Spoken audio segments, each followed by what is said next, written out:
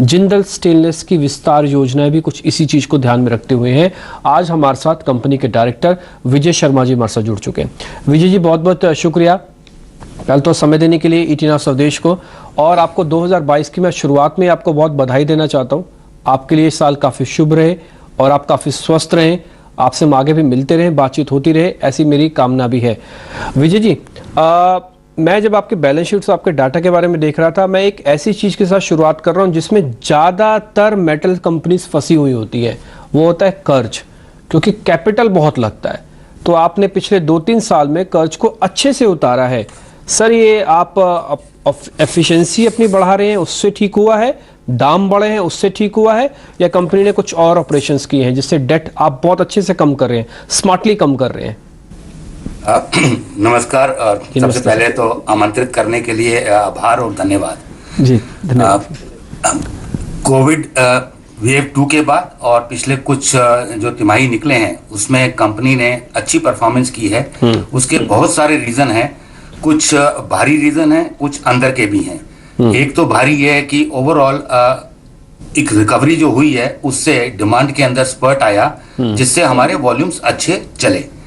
In between हम लोगों ने बहुत सारी अपने इंटरनल ऑपरेशनल एफिशिएंसीज के ऊपर ध्यान दिया, जिसकी वजह से हमारी चाहे वो प्रोडक्टिविटी बोल लीजिए, चाहे हमारे इन्वेंट्री का लेवल्स का रिडक्शन बोल लीजिए, चाहे हमारा डेटर्स के नंबर ऑफ डेज का रिडक्शन बोल लीजिए, हमारा कस्टमर सेटिस्फेक्शन के अंदर जो इंप्रूवमेंट हुई है उसके चलते हुए, और कहीं ना कहीं पे इन्वेंट्री की जो वैल्यूएशन है जो कमोडिटी के बूम की वजह से है उसका भी पूरा सहयोग मिला, जिसकी वजह से हम ये पूरी की पूरी परफॉर्मेंस सामने रख पाए और जिसकी वजह से हम कर्ज को भी कम कर पाए हैं। तो एक पॉजिटिव एनवायरनमेंट है। हमें पूरी उम्मीद है, क्योंकि हमारा मेटल स्टेनलेस स्टील जो है वो एक ऐसा मेटल है जो देश की ग्रोथ के लिए बहुत ही क्रिटिकल और बहुत ही एसेंशियल है। तो इसकी ग्रोथ चलेगी तो हमें पूरा का पूरा इस तरीके का उम्मीद भी है और कॉन्फिडेंस भी है कि जीडीपी के साथ साथ हमारे मेटल की स्टेनलेस स्टील की ग्रोथ भी अच्छी रहेगी।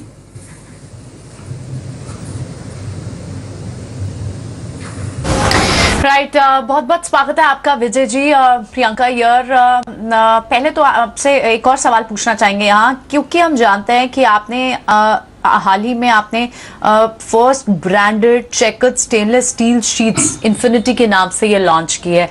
इस सेगमेंट का इंडिया में मार्केट शेयर अभी सिर्फ 8%, लेकिन आपने अच्छे खासे रेवेन्यूज का टारगेट रखा है। 3 साल में आप लगभग 500 करोड़ रेवेन्यू इस पर्टिकुलर बिजनेस से जुटाने की, रियलाइज करने की आपके प्लान्स हैं। सो आपसे ये थोड़ा सा ब्रेक डाउन समझना चाहेंगे कि किस तरह से आपको लग रहा है कि ओके, मार्केट शेयर अभी छोटा है, यहाँ आपको बड़ा गैप दिखता है कि जहां पर आप बड़ी स्पेस है जिसे आप कैप्चर कर सकते हैं, कैसे ट्रांसलेट होगा प्रॉफिटेबिलिटी में? थोड़ी सी अगर हमें इस बारे में आप डायरेक्शन दे पाए तो।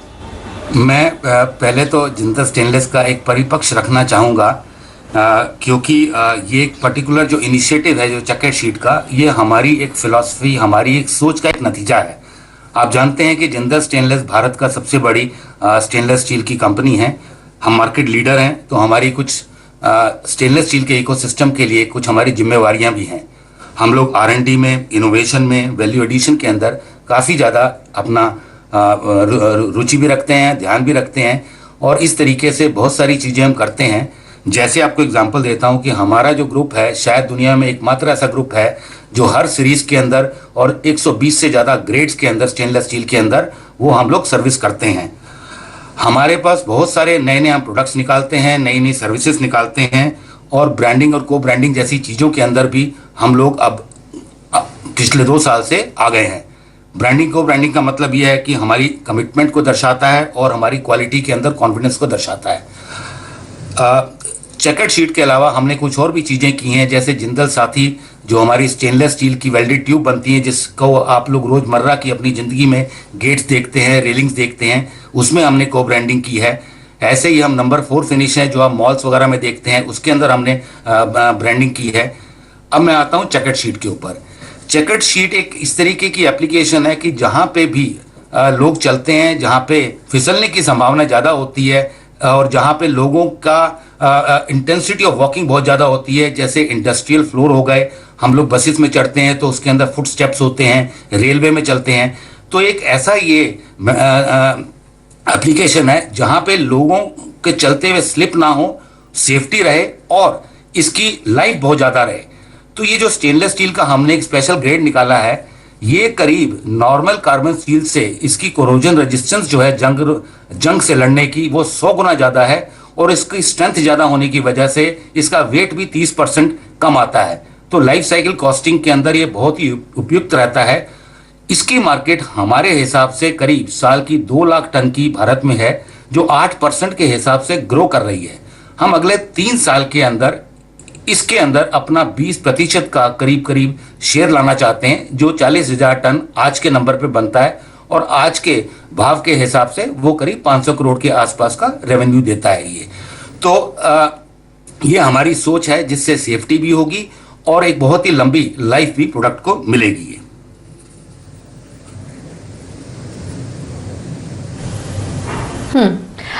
विजय sir, good morning, Pooja here. आपसे ये भी समझना चाहेंगे, इस सिचुएशन में आप काफी सारे एक्सपेंशन प्लान भी कर रहे हैं जयपुर और उड़ीसा में, उसके बारे में कुछ बताइए सर। और ये जो एक्सपेंशन आप करेंगे, इसका फायदा कब तक मिलना शुरू होगा, कब तक ऑपरेशनल होगा ये? जैसे कि मैंने आपको बताया कि स्टेनलेस स्टील जो है वो नेशन बिल्डिंग के लिए बहुत क्रिटिकल है। तो हम बड़े हैं तो हमारी जिम्मेवारी भी बनती है। हमारा ये जाजपुर है उड़ीसा के अंदर, जो एक नया प्लांट है, और हमारा पहले वाला प्लांट हमारा हिसार हरियाणा के अंदर है। हमारी आज की कैपेसिटी जाजपुर के अंदर 19 लाख टन की है और हिसार के अंदर जो है वो है हमारी करीब करीब 0.8 मिलियन टन, 8 लाख टन की है। हमारे पास उड़ीसा के अंदर ऑलरेडी बहुत अच्छा इंफ्रास्ट्रक्चर बिल्ड किया हुआ है और आने वाली स्टेनलेस स्टील की ग्रोथ को, खासकर जो नेशनल प्रायोरिटीज हैं, उनको देखते हुए हमने करीब 1 मिलियन टन का और प्लान किया उड़ीसा में, जिसके चलते हुए हमारी जो 1.1 मिलियन टन की कैपेसिटी है वो करीब करीब डबल हो जाएगी। और क्योंकि हमारा इंफ्रास्ट्रक्चर ऑलरेडी वहां पे बहुत अच्छा है, तो करीब करीब जो 1 मिलियन टन लगाने में खर्चा आता है उसका 1/3 के अंदर जो 2150 करोड़ के करीब बनता है, वो हम 1 मिलियन टन का प्लांट और एक्सपैंड कर पाएंगे। ये हमें हमारे प्लान के हिसाब से फाइनेंशियल ईयर 23 के Q3 तक ये पूरा का पूरा प्लांट लग जाएगा और हम प्रोडक्शन देने के लिए रेडी हो जाएंगे। तो ये हमारा प्लान है उड़ीसा के अंदर, जो जाजपुर के अंदर प्लांट है। इसके अलावा हमने हिसार के अंदर भी अपना कुछ एक्सपेंशन का प्लान किया है। हमारा एक बहुत ही स्पेसिफिक स्पेशल निश प्रोडक्ट बोलते हैं, जिसको प्रिसीजन स्ट्रिप्स भी कहा जाता है, ब्लेड स्टील भी कहा जाता है। हम करीब 450 करोड़ इसके अंदर लगाना शुरू कर चुके हैं, जिससे हमारा जो प्रिसीजन स्ट्रिप्स है, प्रिसीजन स्ट्रिप्स का मैं आपको बता देता हूं कि जैसे ऑटोमोबाइल गास्केट्स वगैरह होती हैं, बहुत ही थिन गेजेस होती हैं, 0.06 मिलीमीटर, ये बहुत ही पतला होता है, देखने में थोड़ी सी तकलीफ आती है कभी कभी।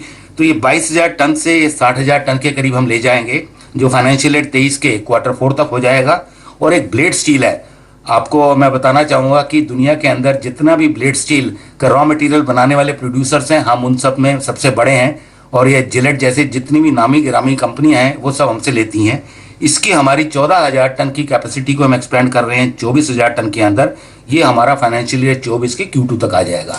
तो ये हमारा करंट जो है एक्सपेंशन प्लान है हमारे दोनों प्लांट्स के अंदर। ठीक है विजय जी, बहुत बहुत शुक्रिया, थैंक यू वेरी मच। अच्छा लगा आपसे आज बातचीत करके। और जब आप बोल रहे थे ना, तो आपकी सरलता और आपकी ऑनेस्टी साफ साफ आपके चेहरे पर झलक रही थी। बहुत बहुत शुक्रिया सर। अच्छा लगेगा आपसे फिर से 2022 के अंदर जब मुलाकात होने वाली है। जरूर, धन्यवाद, शुक्रिया, thank you very much sir. खैर आगे बढ़ते हैं। ये तो मार्केट्स पे एक बार वापस 1 मिनट के लिए चेक ले लेते हैं, क्योंकि